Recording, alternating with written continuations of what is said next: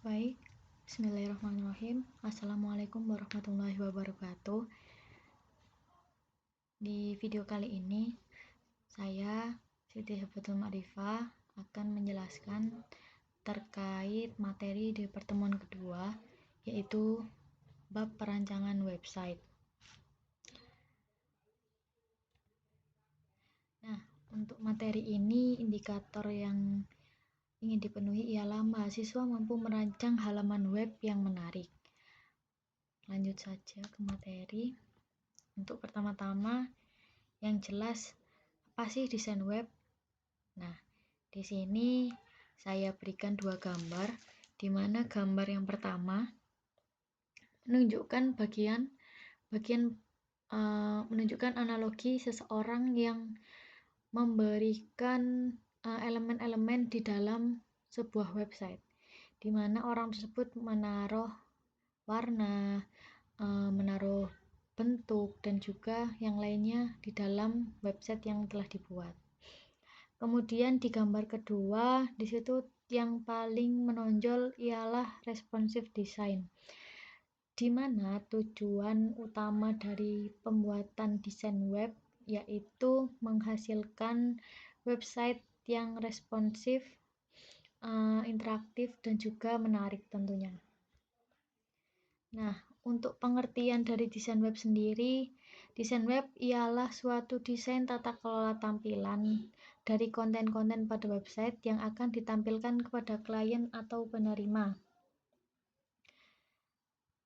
Nah, desain web ini merupakan bagian penting dalam pengembangan suatu website, karena suatu web akan dikatakan berkualitas ketika tidak hanya menonjolkan sisi fungsionalitas, tapi juga sisi seni dan estetika serta user interface dari website itu sendiri. Nah, untuk memudahkan pengguna mendapatkan informasi yang diinginkan, nah, seiring berkembangnya teknologi itu, desain web dituntut untuk dapat menampilkan konten-kontennya secara user friendly. Kemudian untuk pembuatan website sendiri biasanya menggunakan HTML dan dipercantik dengan CSS. Kemudian untuk menambah kedinamisan dari website yang dibuat, itu bisa ditambahkan bahasa pemrograman JavaScript. Nah, desain web sendiri itu merupakan seni grafis, di mana dalam perancangan webnya itu perlu memperhatikan tampilan yang terutama. Nah, lanjut saja.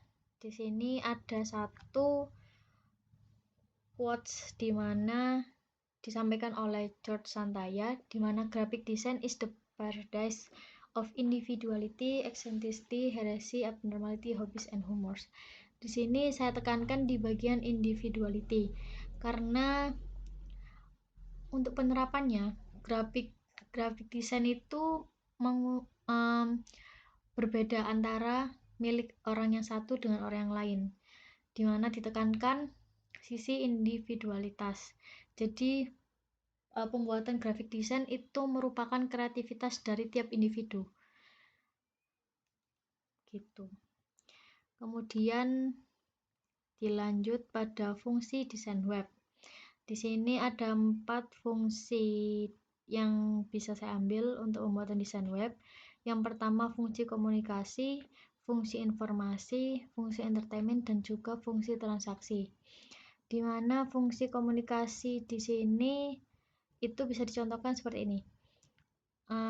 Suatu web itu dikatakan memenuhi fungsi komunikasi apabila web tersebut mampu menjadi pelayan dari pengunjung web.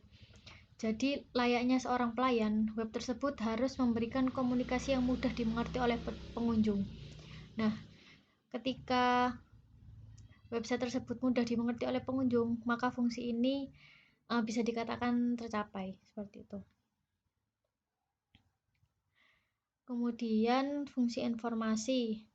Fungsi informasi yaitu menekankan pada informasi yang tentunya wajib dimiliki pada setiap website, di mana di sini bisa memberikan grafik ataupun gambar-gambar yang mendukung informasi yang disajikan agar memberikan kesan yang lebih menarik bagi pengunjung untuk melihat webnya. Dan juga untuk informasi tentunya perlu disampaikan informasi-informasi yang penting di dalam website tersebut, seperti berita terbaru, kemudian misalkan untuk online shop itu berupa detail produk, seperti itu harus disampaikan dengan jelas.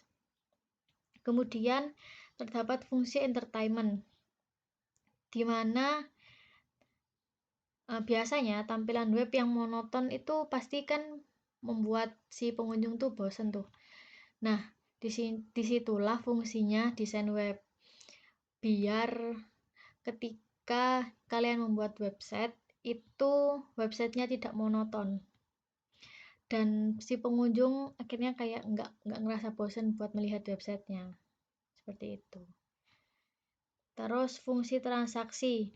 Di website sendiri juga bisa menjadi media transaksi suatu proses. Dicontohkan di sini itu apabila ada website online shop gitu. Nah, website sendiri itu kan untuk menampilkan halaman pemrosesan order setelah pengunjung menyelesaikan checkout tuh. Nah, untuk menampilkan harga-harga yang sebelum diskon dan harga yang sudah diskon itu dengan berbeda, itu masuk di fungsi desain web. Seperti yang kayak diskon itu kan biasanya harga yang setelah didiskon itu di bold, kemudian harga yang aslinya itu dicoret kayak gitu. Itu bisa dimasukkan dalam desain web. Kemudian melanjutkan di bagian UI UX, di mana dalam pembuatan website sendiri itu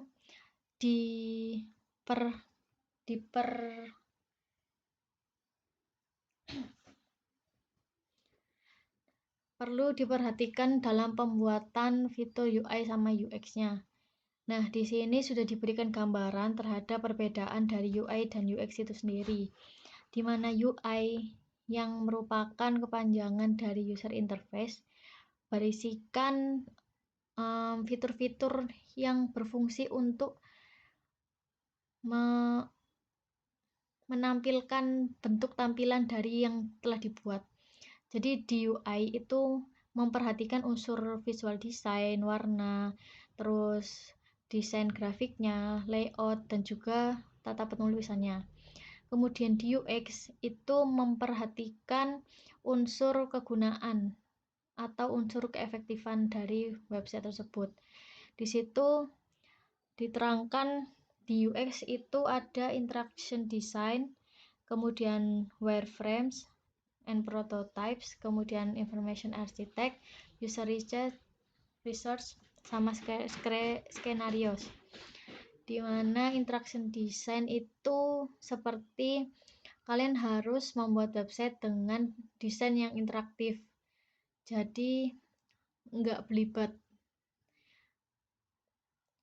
Jadi ketika misalkan ingin menuju ke menu A, itu tuh sudah jelas terpampang di websitenya kayak gitu. Kemudian untuk wireframe itu seperti pembuatan kerangka web, istilahnya seperti sketsa ketika mau melukis. Jadi sketsa pensilnya itu yang namanya wireframes. Kemudian information architect itu lebih ke penyusunan tiap halaman, tiap unsur di halaman website. Jadi ditentukan dulu halaman-halaman yang penting dari awal hingga anak-anak atau sub-sub dari halaman-halaman tersebut. Misalkan itu untuk contohnya bisa saya contohkan seperti ini.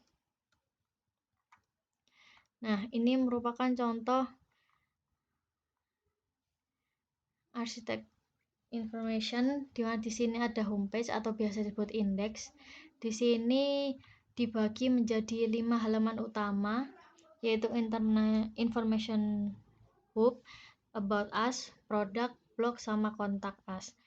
Di sini juga dijelaskan di bagian information hub ini terbagi menjadi 2 bagian lagi. Kemudian di produk ini terbagi menjadi 2 bagian. Kemudian di produk A dibagi lagi menjadi tiga bagian, yaitu produk 1, produk 2, produk 3. Nah, ini yang dinamakan arsitek information. Di sini digunakan untuk memudahkan developer dalam melakukan pengembangan websitenya. Seperti itu. Kemudian lanjut. Nah, masuk di elemen desain web. Di sini menurut saya ada 8 poin penting elemen desain web. Yang pertama yaitu tata letak, kemudian ruang kosong atau empty space, terus font, skema warna, desain navigasi, desain tombol, desain footer, dan kualitas gambar. Untuk penjelasannya masing-masing, sebelum itu kita masuk dulu di tujuan desain web. Tujuan desain web sendiri intinya adalah di bagian penyampaian informasi kepada pengunjung secara lebih menarik. Kemudian pembuatan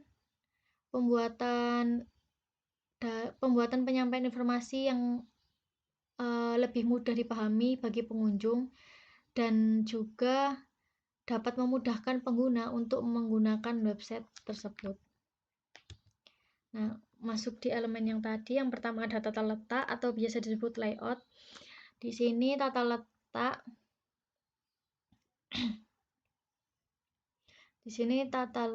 itu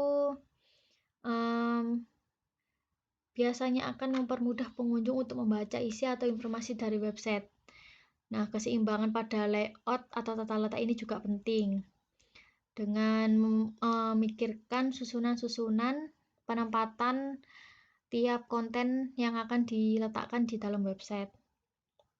Nah, di Indonesia sendiri tata cara penulisan itu kan biasanya dari kiri ke kanan, sehingga alur informasi itu biasanya dari atas yang biasanya diisi dengan navbar, kemudian mengarah ke bawah, kemudian yang dilihat adalah di bagian kiri.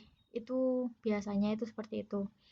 Di bagian kiri, kemudian di bagian kanan, kemudian ke bawah. Nah, untuk tips pembuatan tata letak sendiri itu dapat dilakukan 4 poin ini. Buat susunan atau aliran informasi yang mudah diikuti oleh mata membaca.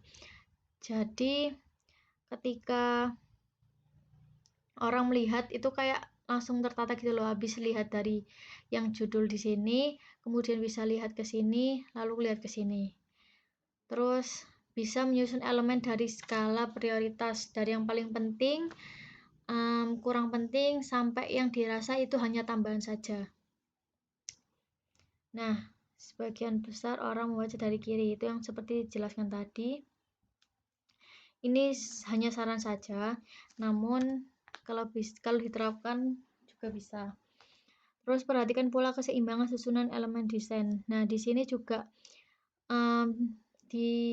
diperhitungkan terkait keseimbangan susunan elemen, di mana seharusnya antara kanan dan kiri ataupun atas dan bawah itu seimbang. Jadi tidak terlalu banyak space yang kosong di bagian kiri atau di bagian kanan, seperti itu. Kemudian yang kedua adalah ruang kosong, yang berfungsi sebagai separator untuk setiap elemen desain, memberi fokus terhadap elemen yang ingin ditonjolkan, memberi kesan desain yang lebih clean dan relaxing, menciptakan layout yang lebih seimbang dan harmonis, dan meningkatkan keterbacaan teks. Nah, di sini dalam tips pembuatan ruang kosong itu ada 2, yaitu gunakan ruang kosong dengan jarak yang sama antara satu elemen dengan yang lain, juga termasuk antar baris dan antar paragraf itu sebisa mungkin disamakan.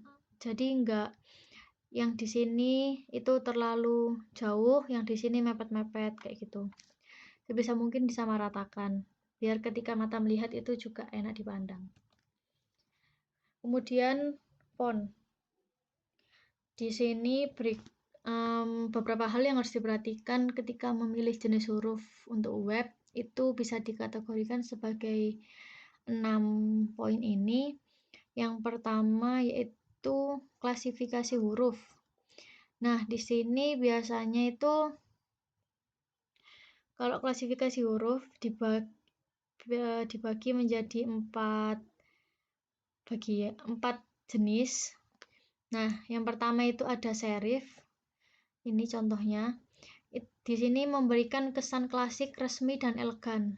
Nah, biasanya digunakan pada konten formal. Contoh fontnya itu Times New Roman, Cambria, Georgia, kayak gini.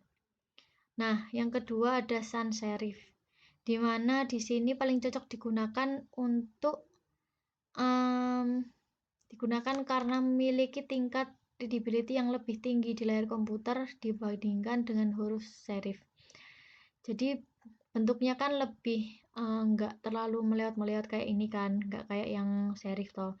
Jadi untuk dibacanya itu lebih jelas yang sans serif ini. Contohnya sendiri itu ada Arial, Verdana, dan lain-lain sebagainya. Kemudian ada klasifikasi script. Di sini itu banyak variasinya, seperti ada ini brush, handwritten, kaligrafi, dan juga variasi dan lain-lainnya. Nah, di sini itu memberikan kesan klasik, santai, dan juga casual karena karakternya itu seperti kayak tegak bersambung, tulisan tangan, jadi kesannya lebih santai. Nah, biasanya ketika kalian menggunakan teks tegak bersambung ini tidak disarankan untuk menggunakan di bagian isi konten atau biasanya elemen dari suatu konten. Jadi kan karena ini tegak bersambung, jadi untuk tingkat keterbacaannya itu minim ya. Mungkin kalau misalkan untuk judul itu tidak masalah menggunakan tipe script ini. Kemudian tipe yang keempat yaitu dekoratif, dimana di sini itu sama seperti script, memiliki banyak variasi, dan ini tuh tidak terlalu cocok digunakan untuk web. Fonts tidak terlalu baik untuk digunakan di website. Nah, kemudian selanjutnya ada karakter. Nah, karakter sendiri, huruf itu memiliki psikologi sendiri-sendiri, di mana harus disesuaikan dengan website yang dikembangkan. Ketika websitenya itu agak formal, ya sebisa mungkin digunakan font yang bentuk serif atau sans serif seperti itu. Ketika websitenya santai, cuman buat kayak yang biasanya curhatan kayak gitu, bisa pakai yang font santai, atau yaitu tergantung dari website yang dibuat. Kemudian masuk di legibility. Nah, di sini adalah tingkat kemudahan mata mengenali suatu karakter atau huruf tanpa bersusah payah. Nah, di sini itu biasanya tidak disarankan menggunakan teks dengan legibility yang tinggi kayak yang bagian 1 atau 2 gini, karena bagi pengguna untuk melihatnya itu terlalu susah. Jika dibandingkan antara 1 dan 2, ini ketika ditaruh di judul sebenarnya tidak masalah, cuman kurang terbaca saja kayak gitu.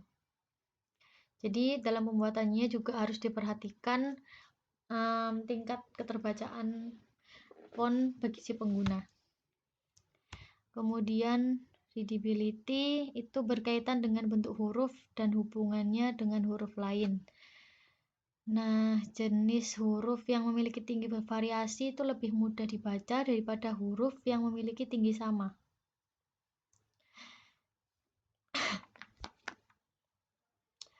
Nah, di readability juga berhubungan dengan cara antar huruf dan cara antar kata.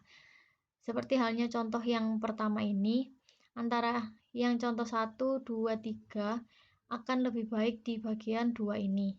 Ketika di sini ini terlalu dempet-dempet dan itu meminimalisir penglihatan pengguna.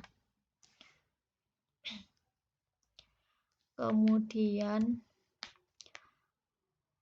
di sini untuk penggunaan warna. Nah, warna di sini penggunaan warna memang sesuai dengan keinginan dari developer. Nah, di sini diberikan contoh sebuah konten di mana kontennya itu memiliki gradasi antara warna abu-abu tua dan juga abu muda. Di sini istilahnya tuh masih senada. Namun ketika kalian menggunakan warna-warna mencolok seperti ini dan itu berwarna-warni, itu kurang baik untuk estetika website seperti itu. Kemudian ada yang namanya skema warna, di mana seperti yang kalian lihat di sini sudah nampak jelas. Penggunaan warna itu juga penting dalam pembuatan website, di mana keserasian warna itu juga harus diperhitungkan agar bagi si pengunjung itu tidak merasa wah websitenya kok kayak gini gitu. Ya di sini sudah dicontohkan website yang baik dan juga yang kurang tepat. Di sini perpaduan antara warna abu-abu untuk backgroundnya dan warna biru untuk tulisannya atau fontnya. Nah, biasanya disarankan untuk website itu menggunakan warna terang di bagian background dan warna gelap di bagian font untuk mempermudah mata dalam melihat di website tersebut.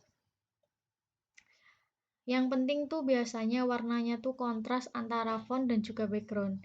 Namun apabila seperti di contoh yang kedua di bagian isi konten, di situ kayak nabrak gitu loh antara di bagian kotak putih sama di backgroundnya, terlalu mencolok seperti itu.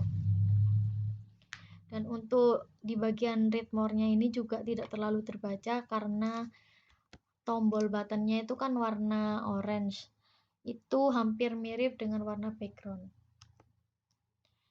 Kemudian, nah kombinasi warna.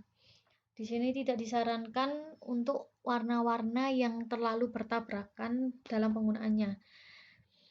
Jadi sebisa mungkin digunakan warna yang lebih senada dan juga seragam agar enak dipandang seperti itu. Kemudian lanjut ke navigasi. Nah, ini untuk tips-tips. Di navigasi sendiri itu biasanya diibaratkan sebagai petunjuk jalan untuk memudahkan pembaca mencari kategori konten atau produk yang ada di dalam website. Nah, di mana navigasi sendiri biasanya diletakkan di tempat yang mudah ditemukan dan biasanya bentuknya mudah digunakan supaya tidak membingungkan bagi pengguna. Nah, tipsnya itu letakkan navigasi di bagian paling atas, bisa di bawah atau di atas header. Kemudian kategorikan navigasi berdasarkan produk atau subtopik. Kemudian untuk pengalaman pengguna lebih baik, sebaiknya hanya gunakan satu baris navigasi. Jadi tidak perlu penjelasan di tiap navigasi.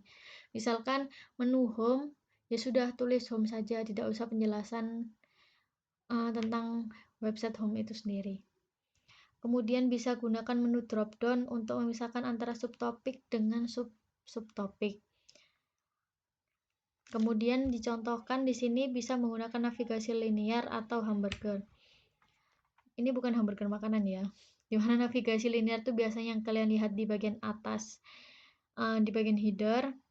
Nah, kalau biasanya yang hamburger ini, itu yang bisa memunculkan sidebar. Nah, hamburger ini biasanya bisa diletakkan di bagian kiri ataupun kanan website, itu sesuai keinginan. Kemudian lanjut di bagian button. Button sendiri juga perlu diperhatikan pembuatannya. Ini beberapa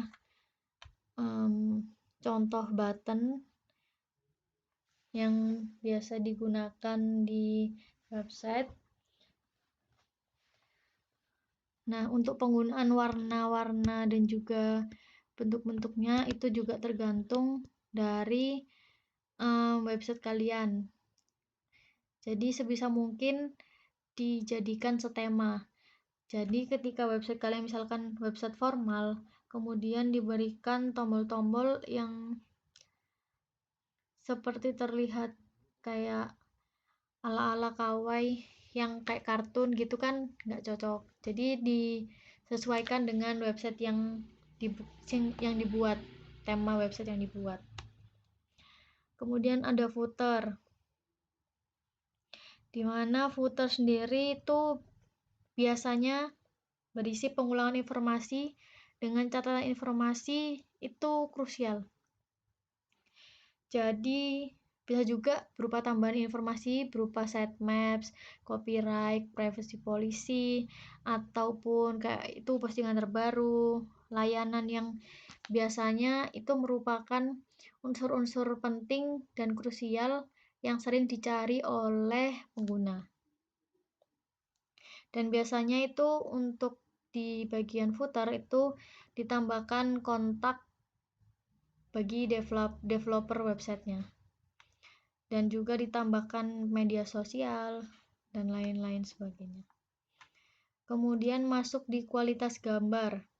Nah, sebagai unsur pendukung dalam website sendiri, gambar itu juga penting untuk menambah daya tarik pengunjung ketika melihat website. Jadi yang dilihat itu nggak seperti buku pelajaran yang isinya hanya kata-kata saja. Jadi gambar digunakan untuk mempercantik dan juga biar nggak monoton websitenya. Nah, di sini sudah dikasih percontoh gambar, di mana sebisa mungkin gambar yang ditampilkan itu jelas tentunya dan memiliki resolusi yang bagus. Seperti di contoh yang kedua ini ada kayak biasanya gambar-gambar di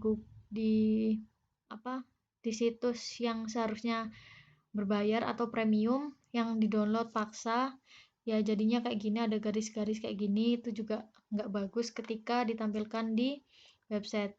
Ini juga di gambarnya tulisan dewaweb.com, itu juga tidak disarankan. Jadi sebisa mungkin cari gambar yang bisa mendukung kualitas tampilan di website yang udah dibuat kayak gitu. Nah, untuk tipsnya itu bisa digunakan foto atau ilustrasi yang memiliki resolusi cukup tinggi dan tidak blur ya biasanya. Nah, untuk saran yang kedua bisa gunakan file PNG. Itu lebih jelas daripada biasanya file JPG kayak gitu.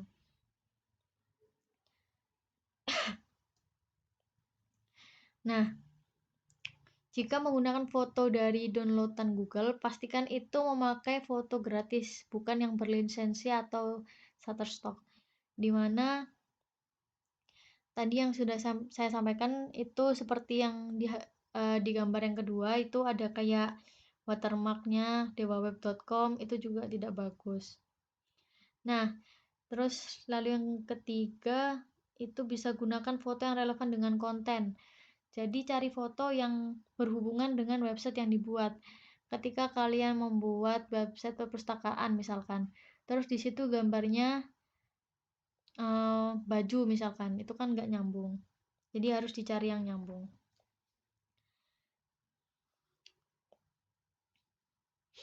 Nah, jika menggunakan foto dari situs web lain, itu bisa diberikan tambahan informasi di bagian bawah gambar, fotonya itu dari mana, itu bisa. Kemudian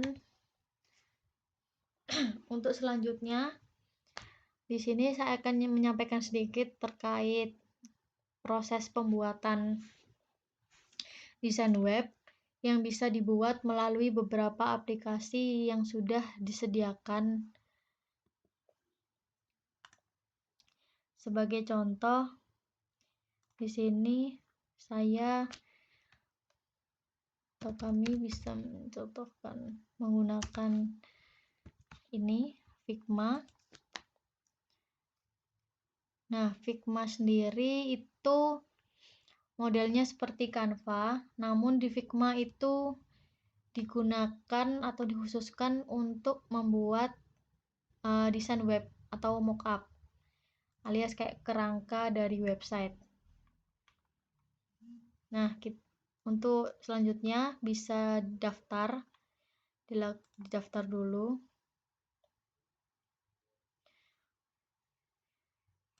Ini terserah teman-teman mau daftar pakai apa.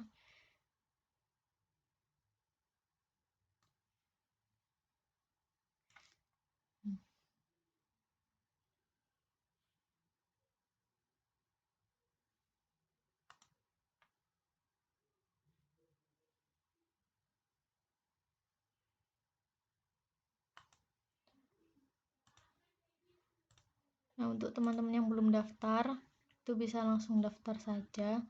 Karena kebetulan ini saya sudah daftar, maka ini langsung masuk.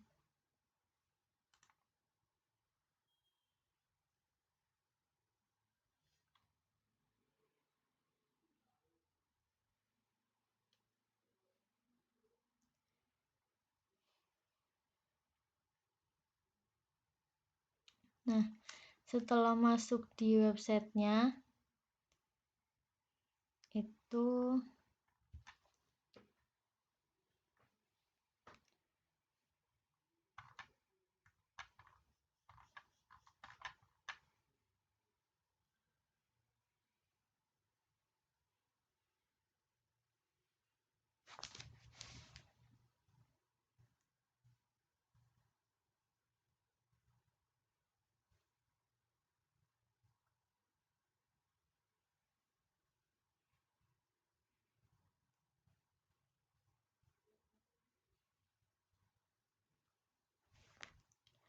nah, ini sebagai contoh, kalian ketika ingin membuat file baru bisa klik di sini di bagian desain file.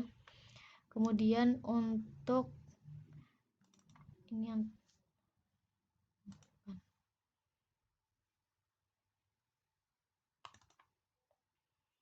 untuk kemarin udah nyoba, dan untuk teman-teman bisa nyoba sendiri di websitenya masing-masing. Nah, di sini modelnya itu seperti Canva, tinggal tempel-tempel aja. Untuk menunya di sini ada bikin kotak, garis, dan lain sebagainya. Terus untuk menambahkan teks itu di sini. Nah, di sini juga bisa dilakukan kerja tim. Nah, seperti kayak Google Drive. Jadi kayak share link. Nah, ketika ini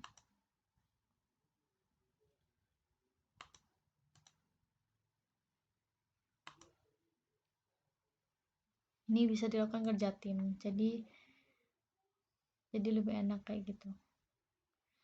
Nah, untuk nyimpennya itu bisa lewat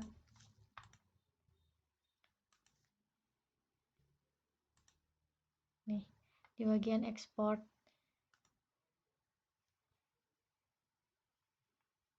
untuk desain web sendiri biasanya itu memang berbentuk gambar kayak gini, jadi rancang bangun desain yang akan dibuat.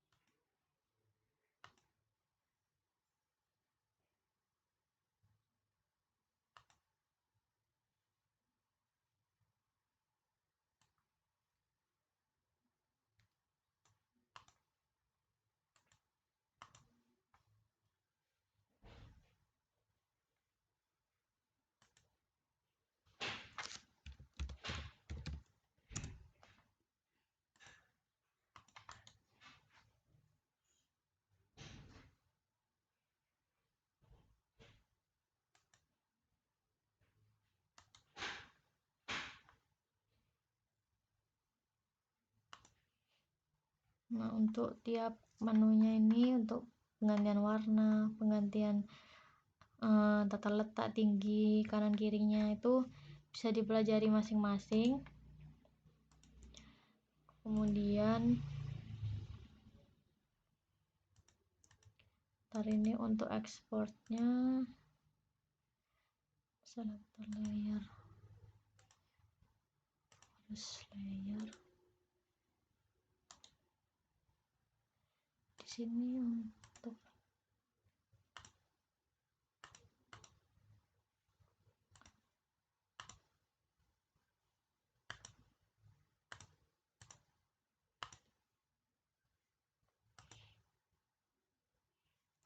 ya intinya kayak gitu ya, bikin satu-satu.